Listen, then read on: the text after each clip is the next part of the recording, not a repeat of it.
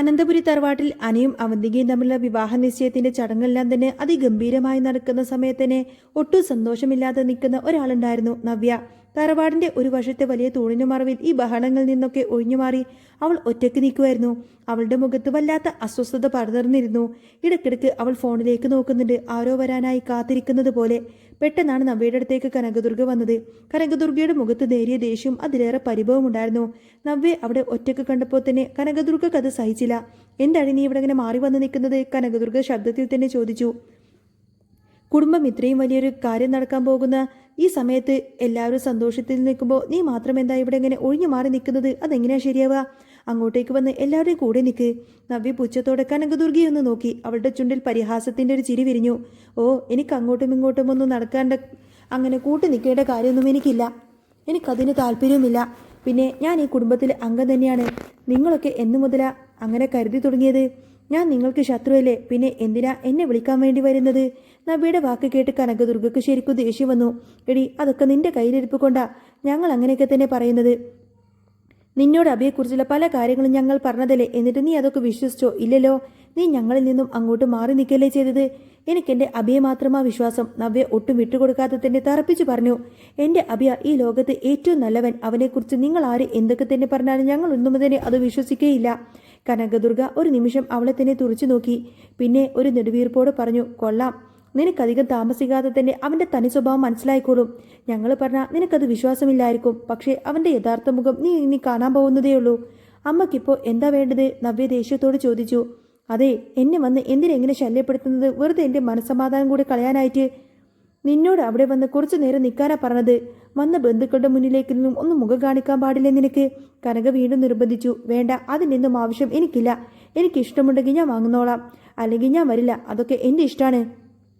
അതിലൊന്നും നിങ്ങൾ തലയിടേണ്ട കാര്യമില്ല എന്ന് തന്നെ നവ്യ തീർത്തും പറഞ്ഞുകൊണ്ട് തന്നെ നവ്യ അവിടെ നിന്നും ഇങ്ങനെ വെട്ടിത്തിരിച്ചങ്ങ് നടക്കുകയാണ്. കനകദുർഗയുടെ നിയന്ത്രണം അപ്പോഴേക്കും വിട്ടിരുന്നു. നിന്നോടൊന്നും പറഞ്ഞിട്ടൊരു കാര്യവുമില്ലടി. നിന്റെ അനിയത്തി അവിടെ കിടന്ന് കഷ്ടപ്പെടുന്നതൊക്കെ നീ കണ്ടില്ലേ? അവൾ എത്ര നല്ല സ്വഭാവക്കാരിയാണെന്ന് അറിയാമോ നിനക്ക്? കനകദുർഗ വിളിച്ചു പറഞ്ഞു. നവ്യ തിരിഞ്ഞു നിന്ന് പരിഹാസത്തോടെ പറഞ്ഞു. ആയിക്കോട്ടെ അമ്മേ, നിങ്ങളൊക്കെ നല്ല സ്വഭാവക്കാര്. ഞാനാണെങ്കിലോ ഏറ്റവും മോശം സ്വഭാവക്കാരി. ഇനിയിപ്പോൾ അതൊന്നും പറഞ്ഞിട്ട് കാര്യമില്ല. നിങ്ങൾ പറയുന്നത് കേൾക്കാൻ എനിക്ക് യാതൊരുവിധ താല്പര്യവുമില്ല. നിങ്ങളൊന്ന് എൻ്റെ മുന്നിൽ നിന്ന് പോയി തരാവോ? നവ്യയുടെ ആ വാശിക്ക് മുന്നിൽ പിടിച്ചു നിൽക്കാൻ കഴിയില്ല എന്ന് മനസ്സിലാക്കിയ കനകദുർഗ നിരാശയോടെ അവിടെ നിന്നും തിരിഞ്ഞു നടന്നു.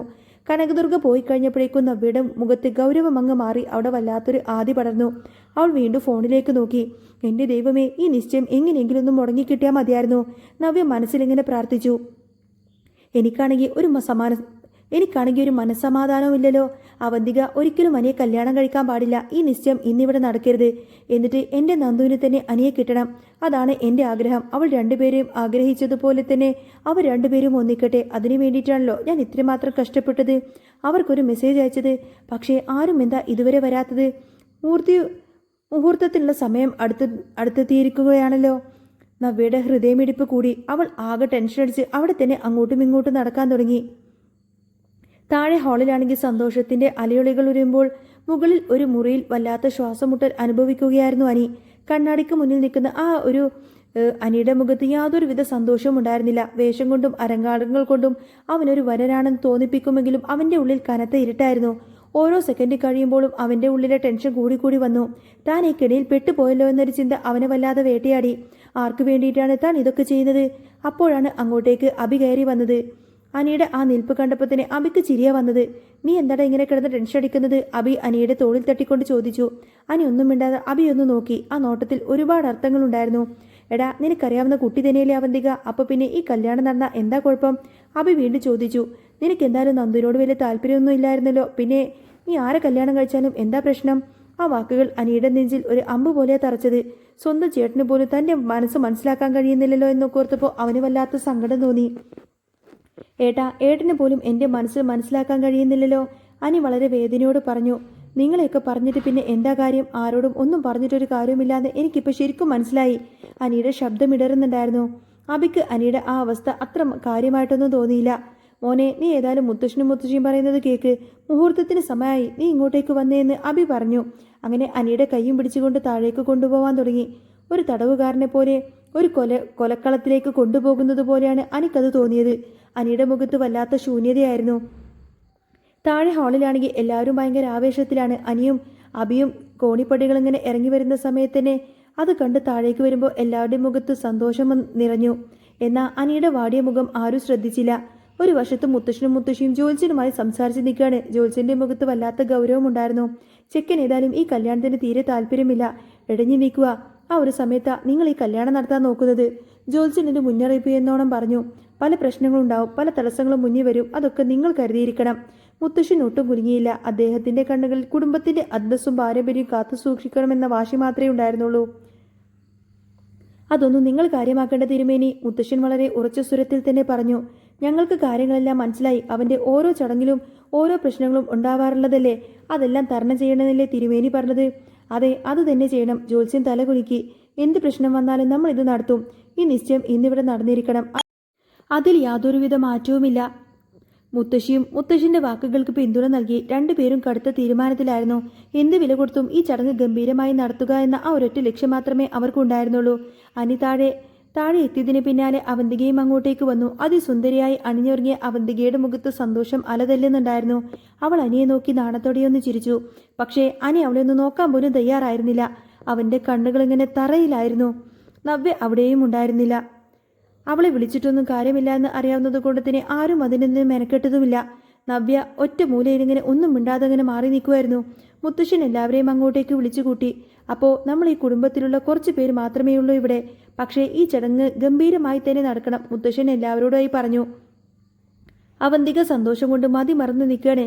തൻ്റെ ജീവിതത്തിലെ ഏറ്റവും വലിയ സ്വപ്നം സഫലമാകാൻ പോകുന്ന നിമിഷം. പക്ഷേ അനിയുടെ മുഖത്ത് ഒരു തരിമ്പ് പോലും ചിരിയുണ്ടായിരുന്നില്ല. അവനൊരു യന്ത്രം പോലെ അവിടെ നിൽക്കുമായിരുന്നു. അപ്പോൾ തിരുമേനി മുഹൂർത്തമായല്ലോ അല്ലേ, നമുക്ക് ഈ ചടങ്ങ് തുടങ്ങാലോ? മുത്തശ്ശൻ ജോത്സ്യനോട് ചോദിച്ചു. തീർച്ചയായിട്ടും ആ ചടങ്ങ് നടത്താം. ആ മോതിരം എടുത്ത് കയ്യിലേക്ക് കൊടുക്കുകയെന്ന് ജോത്സ്യൻ പറഞ്ഞു. ജലജ വളരെ സന്തോഷത്തോടു കൂടെ മോതിരം എടുത്ത് അവന്തികയുടെ കയ്യിലേക്ക് കൊടുത്തു. അവന്തികയോട് അത് അനിയുടെ വിരലിൽ ഇങ്ങനെ അണിയാൻ പറയാണ്. അവന്തിക വലിയ സന്തോഷത്തോടെ വലിയ ആവേശത്തോടു കൂടെ മോതിരം വാങ്ങി അനിയുടെ മുഖത്തേക്ക് നോക്കി. പക്ഷേ അനി ഇപ്പോഴും ഒരു നിർജീവ വസ്തുയവനെ പോലെ ഇങ്ങനെ നിൽക്കുവാണ്. എന്തെങ്കിലുമൊക്കെ ആവട്ടെ, ഇവരെ കല്യാണം കഴിച്ചല്ലേ മതിയാവൂ, എന്നാലല്ലേ നമ്മുടെ മനസ്സിലുള്ള ഉദ്ദേശങ്ങളൊക്കെ നടക്കുള്ളൂ. അവന്തിക മനസ്സിൽ ചിന്തിച്ചു. അവൻ പതുക്കെ അനിയയുടെ കൈ പിടിക്കാൻ വേണ്ടിയിട്ട് മുന്നോട്ട് വന്നു. അനിയുടെ നെഞ്ചിരിപ്പ് കൂടി. ദൈവമേ, ഇതിൽ നിന്നും എന്നെ രക്ഷിക്കാൻ ആരുമില്ലേ എന്ന് അവന്റെ ഉള്ളം പിടഞ്ഞു. അവന്തിക മോതിരം അനിയുടെ വിരലിലേക്ക് അണിയാൻ കൃത്യസമയം ഇങ്ങനെ തുടങ്ങുന്ന സമയത്തായിരുന്നു ഹാളിൽ നിശബ്ദതയെല്ലാം കീറി മുറിച്ചുകൊണ്ട് തന്നെ ഒരു ഗർജനം മുഴങ്ങിയത്. നിർത്തവിടെ! അനാമികയുടെ വരവും ആ ഒരു പൊട്ടിത്തെറിയുമായിരുന്നു അത്. എല്ലാവരും ഞെട്ടി തിരിഞ്ഞു നോക്കി. വാതിൽക്കൽ അതാ 3 പേര് വന്നു നിൽക്കുന്നു. അനാമികയുടെ അച്ഛൻ വേണു, പിന്നെ വേണുവിന്റെ ഭാര്യ രേവതി. അവരുടെ മുഖത്ത് കടുത്ത ദേഷ്യം പ്രകടമായിരുന്നു. ഇത് കണ്ട് അനിയുടെ മനസ്സിൽ ചെറിയൊരു ആശ്വാസം തോന്നി. വേണു ദേഷ്യത്തോടു കൂടെ മുന്നോട്ട് വന്നു. നിങ്ങൾ എന്താ ഇവിടെ ചെയ്തു കൂട്ടുന്നത്? വേണു ഉച്ചത്തിൽ ചോദിച്ചു. മുത്തശ്ശന്റെ മുഖം ചുവന്നു തൊടുത്തു. അദ്ദേഹം മുന്നോട്ട് വന്നു വേണുവിനെ നേരെ വിരൽ ചൂണ്ടി. നീ എന്തിനാടാ ഇപ്പൊ ഇങ്ങോട്ടേക്ക് കയറി വന്നത്? നീ എന്ത് ആവശ്യത്തിന് വേണ്ടിയിട്ടാ എന്റെ വീട്ടിലേക്ക് കയറി വന്നത്? ഇറങ്ങിപ്പോടാ എന്റെ വീട്ടിൽ നിന്ന്! മുത്തശ്ശൻ അലറി.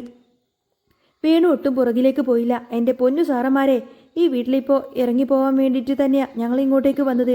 പക്ഷേ ഇവിടെ നടക്കുന്ന ഈ ചടങ്ങ് അന്യായമാണ്. വേണു എല്ലാവരെയും നോക്കിക്കൊണ്ട് വിളിച്ചു പറഞ്ഞു. പിന്നെ അനിയുടെ നേരെ തിരിഞ്ഞു. നിന്റെ ഡിവേഴ്സ് കഴിഞ്ഞോടാ? ഇല്ലല്ലോ. ഒരു ഭാര്യ ജീവനോടെ നിൽക്കുമ്പോൾ നിനക്കാരാടാ അധികാരം തന്നത് മറ്റൊരു പെണ്ണിന്റെ വിരലിൽ മോതിരം ചാർത്താന്? നിനക്കാരാടാ അധികാരം തന്നത്? വേണുവിൻ്റെ വാക്കുകൾ ആ ഒരു ഹാളിലങ്ങ് അലയടിച്ചു. അപ്പോഴേക്കും അനാമികയെ മുന്നോട്ട് വന്നു. അവളുടെ കണ്ണുകളിൽ പക എരിയുന്നുണ്ടായിരുന്നു. അതെ, ഇവന്റെ കള്ളത്തിലൊക്കെ ഇന്ന് പൊളിച്ചെടുക്കണം അച്ഛാ. അപ്പോൾ എന്നെ ഭാര്യയായിട്ട് വെച്ചുകൊണ്ട് തന്നെ വേറൊരുത്തിയെ കൂടി താമസിപ്പിക്കാനാണോ നിന്റെ താല്പര്യം? അല്ലേടാ? അനാമിക അനിക്ക് നേരെങ്ങ് ചിരിയെടുത്തു. അവൾ അവിടെ കിടന്ന് അനാവശ്യങ്ങൾ വിളിച്ചു പറയാനും തുടങ്ങി. വേണു വീണ്ടും മുത്തശ്ശിന്റെ നേരെ തിരിഞ്ഞു. പരിഹാസത്തോടെ അദ്ദേഹം ചോദിച്ചു.